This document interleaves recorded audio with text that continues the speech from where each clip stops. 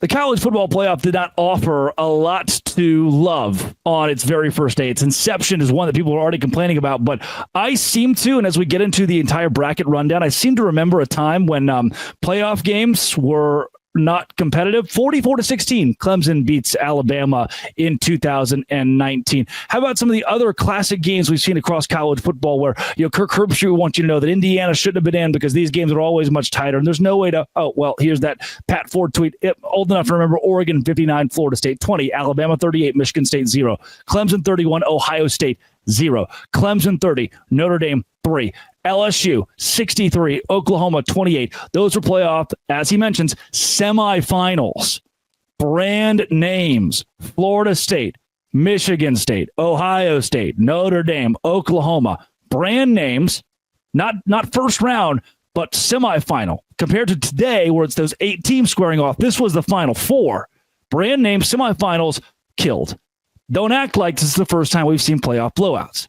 What we saw, to me, is something where you have, this was put really well by somebody on Twitter, I wish I could remember the account. You have teams that are playing at home who get 3 weeks to prepare to play at home against an opponent they can scout entirely. This isn't turn around 1 week later, NFL style. We are going to have our own home field, our own crowd behind us, and time to prepare to bring you into our house. There's a big leg up when you get that. And Stuart Mandel posts the first 2 games of last year's NFL playoffs, final score 45-14 and 26-7, where there is no committee picking the field. Sometimes you would think college football is the only sport with postseason blowouts. This happens all the time. How about March Madness? We talk about that. When a 12-seeded team beats a 5-seed, we're all like, yeah, basketball parity, woo! But here, when there's some sort of blowout or some sort of when a 5-seed beats a 12-seed or a 3-seed beats a whatever, it's not like cool parity or cool, let's appreciate excellence. It's, I wonder who else should have been that 12-seed. I wonder who else should have been that 13-seed. It's so backwards in how we have it. I don't think you should have watched yesterday and had that takeaway with how the college football playoff started. And Kirk Herbstreit began this on game day by saying Indiana was outclassed. It was not a team that should have been on that field when you consider other teams that could have been there. What? He continues, but because by golly, they've got 11 wins, that's a bunch of BS. On 3 to rivals, to ESPN, to everybody that wants you to think the SEC is top-notch. They really weren't top-notch. Tennessee displayed that. Texas couldn't put Clemson away. And we continue to play this hypothetical story of, well, Indiana, they got blown out, which they did, and they lost by 10. Indiana got blown out, and had it been Alabama, it would have been much different. Well, Alabama shouldn't have lost to 6-6 Oklahoma or 6-6 Vanderbilt. Sorry. Win the games ahead of you.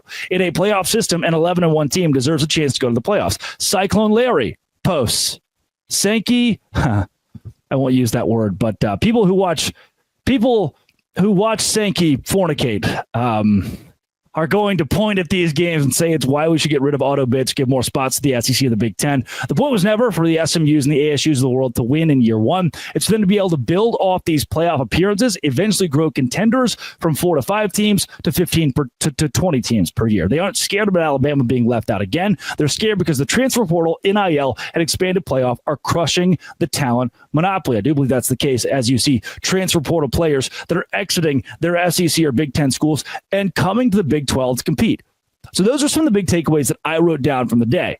Hey, we're going to give it a second. Some schools are still adjusting to the new playoff format in what's becoming a more competitive college football.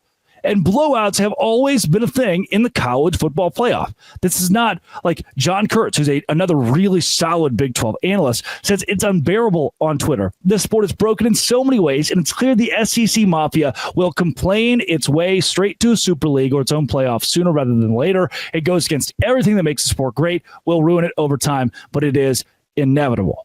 Really dark day in college football from that standpoint, and now we have 8. After blowouts to blowouts to blowout, and the only one that you're like, okay, they kind of competed.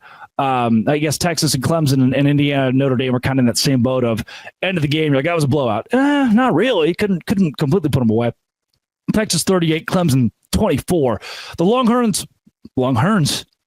move on to play Arizona State That's the 5 seed and the 4 seed at noon Eastern in the Chick-fil-A Peach Bowl.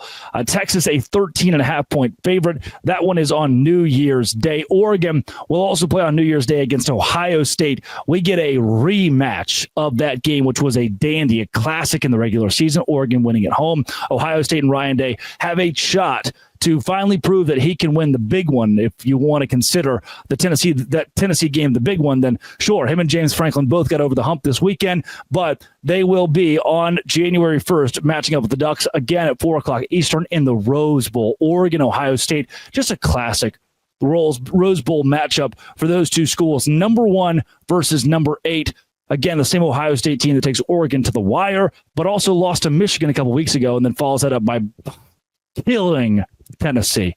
Then, following an SMU loss to Penn State 38-10, where also regional airport stories were breaking yesterday that SMU donors, and I don't love SMU. I was a Baylor guy, so I've never been a huge Ponies fan.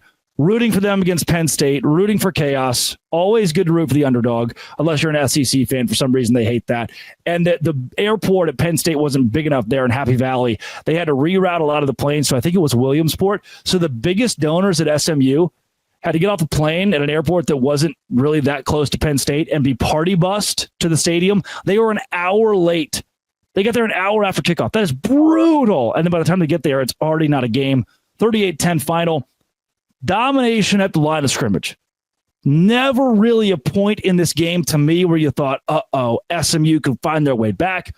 SMU can hang around.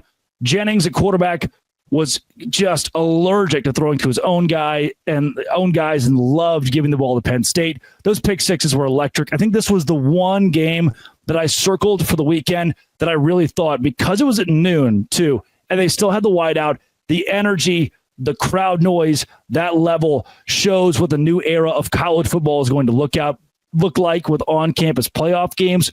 Really, really like that touch.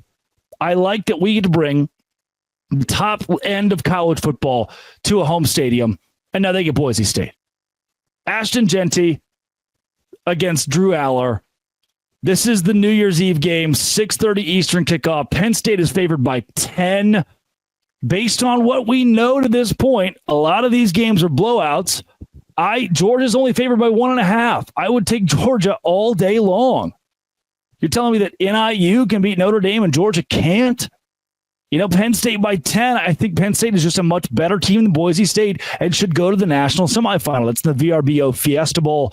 So Boise State is going to play much closer than Penn State will. And Nittany Lions going across the country to play in Phoenix. But after the way they beat SMU, now you get 10 days rest and you play Boise State.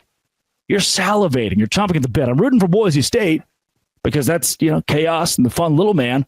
Penn State should rout that game. Then there was Indiana and Notre Dame. Our first taste of what this whole deal is. Just cool. Again, to see those campus games, 27-17, the final score there. Notre Dame and Georgia meet in the All-State Sugar Bowl. It is the nightcap, 7:45 Eastern on New Year's Day. Georgia favored by 1.5 in what to me is likely a dog's win by much more than 1.5. Like Georgia in this matchup, I do believe it becomes Georgia, Penn State. Then we see probably still Oregon. We can't bet against them. And I told you earlier, I love Arizona State right now because the way they're playing it. I believe they cover 13.5. And I think if there's going to be an upset, if there was going to be an upset here, it is Arizona State over Texas. Give me the Devils. Forks up. Yeah. Heck yeah. And this is just good. Whether you like the blowout aspect yesterday or not, we've seen blowouts in the NFL and college football since the beginning of time. But the fact that everybody's got a shot, everybody gets a chance, awesome to me. Come back the rest of this week. We'll be covering it. Have a happy holidays and Merry Christmas, folks, too. We will have a ton of coverage despite the holiday season because you need somebody to talk about sports for you, right? This has been and always will be Locked On. Thanks for making it your first listen every single day. Dose Grande.